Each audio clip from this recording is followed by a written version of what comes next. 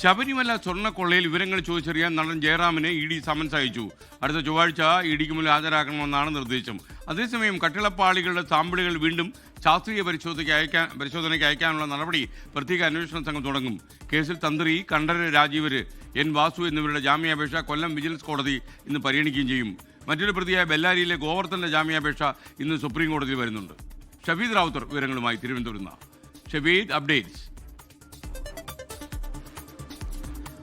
ശബരിമല സ്വർണ്ണക്കൊള്ളവുമായി ബന്ധപ്പെട്ട വളരെ പ്രധാനപ്പെട്ട നീക്കങ്ങൾ നമുക്ക് ഇന്ന് പ്രതീക്ഷിക്കാം. അതിൽ ഏറ്റവും പ്രധാനപ്പെട്ട കാര്യമാണ് ഈ ശബരിമലയിൽ നിന്ന് കൊള്ളയടിക്കപ്പെട്ട സ്വർണ്ണങ്ങൾ അത് എത്രത്തോളം ഉണ്ട്, അതേപോലെ തന്നെ തിരികെ എത്തിയ ചെമ്പുപാളികൾ യഥാർത്ഥത്തിലുള്ളതാണോ എന്നൊക്കെയുള്ള കാര്യങ്ങൾ കണ്ടെത്താനുള്ള ശാസ്ത്രീയ പരിശോധന VSCയിൽ 2 പ്രാവശ്യം പരിശോധന നടത്തി. എന്നാൽ കൃത്യമായിട്ടുള്ള ഒരു ഉത്തരം അതുമായി ബന്ധപ്പെട്ട് കിട്ടിയില്ല. അതായത് എത്രത്തോളം സ്വർണം നഷ്ടമായെന്നുള്ള കാര്യത്തിലോ അതേപോലെ തന്നെ യഥാർത്ഥ പാളികൾ തിരികെ എത്തിയ കാര്യത്തിലോ VSCയിലെ ശാസ്ത്രീയ പരിശോധനയിൽ വ്യക്തമാകാതെ വന്നതോടുകൂടിയാണ് ഇക്കാര്യത്തിൽ ചില സംസ്ഥാനത്തിന് പുറത്തെ മറ്റൊരു ലാബിൽ പരിശോധന നടത്താനുള്ള നീക്കം. ഇതിന്റെ പശ്ചാത്തലത്തിൽ 19-ാം തീയതി സംസ്ഥാനത്തിന് പുറത്തുള്ള ഏത് ലാബിലായിരിക്കും പരിശോധന നടത്തുക എന്നുള്ള കാര്യം SIT ആലോചിച്ച് തീരുമാനിച്ച് ഹൈക്കോടതിയെ അറിയിക്കും. ഏതായാലും 12-ാം തീയതി ഇതുമായി ബന്ധപ്പെട്ട സാമ്പിളുകൾ സന്നിധാനത്ത് നിന്ന് വീണ്ടും പരിശോധിക്കാനുള്ള നീക്കം അതിപ്പോൾ SIT നടത്തുന്നുണ്ട്. ഏതായാലും ശബരിമല സ്വർണ്ണക്കൊള്ളയിൽ ഇനി ഏത് ഉന്നതരെ ചോദ്യം ചെയ്യുമെന്നൊക്കെയുള്ള കാര്യങ്ങൾ ഒരാകാംക്ഷയായി തുടരുകയുമാണ്. ഇതിനിടയിലാണ് ഇതുമായി ബന്ധപ്പെട്ട കൊല്ലം വിജിലൻസ് കോടതിയിൽ ചില കാര്യങ്ങൾ നടക്കുന്നത്. ശബരിമല സ്വർണ്ണക്കൊള്ള കേസിൽ തന്ത്രി കണ്ഠരര് രാജീവരുടെ ജാമ്യാപേക്ഷയിൽ ഇന്നും വാദം തുടരും. ഇന്ന് പ്രോസിക്യൂഷൻ വാദമാണ് നടക്കുക.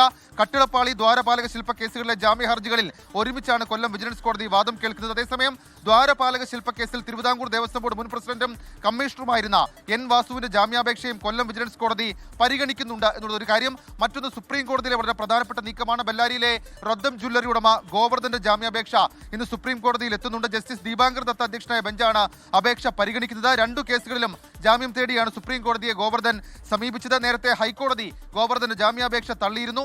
താൻ അയ്യപ്പ ഭക്തനാണെന്നും സ്വർണ്ണക്കൊള്ളയിൽ പങ്കില്ലെന്നുമാണ് ജാമ്യാപേക്ഷയിൽ ഗോവർദ്ധൻ ചൂണ്ടിക്കാട്ടിയിരിക്കുന്നത്. SKN. Thank you Shafeed Rawther. ലോകത്തെവിടെയായാലും ഏത് സമയത്തും 24 വാർത്തകളും ഓഗ്മെന്റഡ് റിയാലിറ്റി പാക്കേജുകളും എക്സ്പ്ലെയിനറുകളും വിശദമായി കാണാൻ ഞങ്ങളുടെ YouTube ചാനൽ നിങ്ങൾക്ക് സബ്സ്ക്രൈബ് ചെയ്യാം.